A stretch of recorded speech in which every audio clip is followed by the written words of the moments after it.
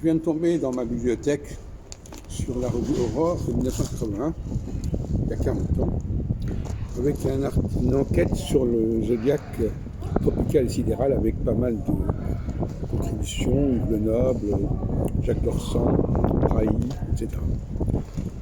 Et je vois qu'il y a deux points aveugles dans cette histoire.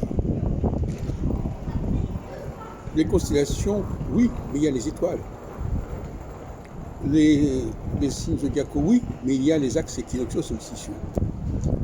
Et je m'aperçois que finalement, beaucoup d'astrologues veulent bien parler des signes zodiacaux, mais ils ne veulent pas s'intéresser aux passages particulièrement importants sur les axes équinoxiaux solsticiaux, c'est-à-dire Cancer, Capricorne, Bélier, Balance. De la même façon, les critiques qui sont faites au zodiaque sidéral sont mal formulées. Évidemment que les constellations sont arbitraires, les étoiles ne le sont pas. Et les aspects entre planètes et étoiles peuvent être parfaitement se calculer très précisément, ce qui n'est pas le cas pour les constellations. Donc voyez-vous, il y a une mauvaise foi dans les deux sens. Et moi, la thèse que j'ai développée récemment, c'est que, d'abord, premièrement, le grand défaut du zodiaque tropical, c'est qu'il est invisible sur le plan cosmique, sur le plan céleste. Alors que les étoiles sont visibles. Et j'ai proposé qu'il devait y avoir un rapport entre les étoiles et les axes équinoxiaux solsticiaux. Et ça ressort quand on lit les historiens du XVIIIe siècle, comme Noël Pluche, Histoire du ciel. C'est un peu ce qui est proposé. Ce qu'on appelle une étoile équinoxiale ou une étoile solsticiale. Ce qui revient d'ailleurs à peu près à la question du point vernal dans la théorie des aires précessionnelles.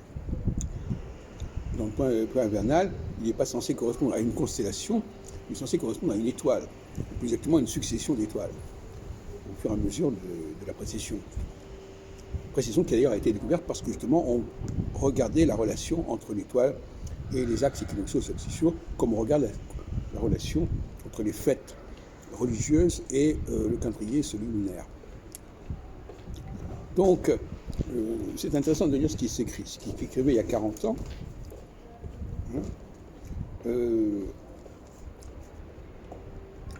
Mais je note que ces deux points ne sont pas du tout clarifiés.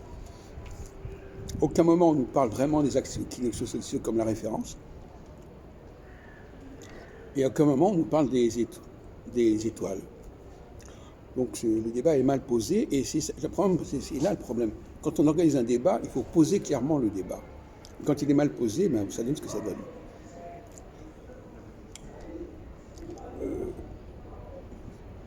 Moi, j'ai souvent oscillé entre les deux zodiaques, si vous voulez, quelque part, plutôt entre le zodiaque stellaire et le zodiaque tropical équinoxial. Et finalement, je suis arrivé à une solution qui est qu'effectivement, il fallait avoir les avantages des uns et des autres. L'avantage du zodiaque tropical, c'est les axes équinoxiaux solsticiaux qui permettent de structurer de manière complètement régulière le processus cyclique. Mais leur inconvénient, c'est qu'ils ne sont pas visibles. Et qu'une conjonction d'une planète avec un signe zodiacal, ça ne fait pas beaucoup de sens.